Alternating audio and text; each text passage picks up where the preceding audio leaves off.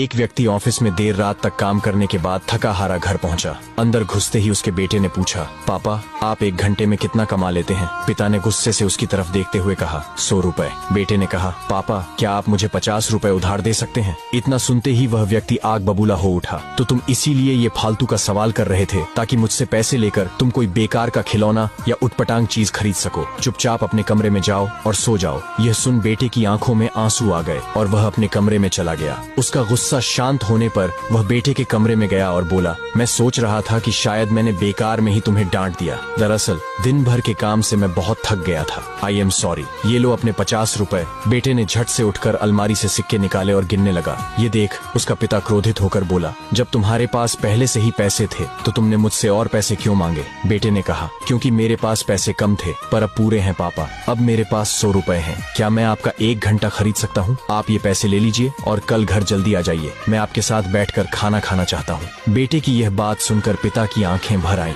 दोस्तों, इस तेज रफ्तार जीवन में हम कई बार खुद को इतना बिजी कर लेते हैं कि उन लोगों के लिए ही समय नहीं निकाल पाते जो हमारे जीवन में सबसे ज्यादा इनर पोटेंस रखते हैं।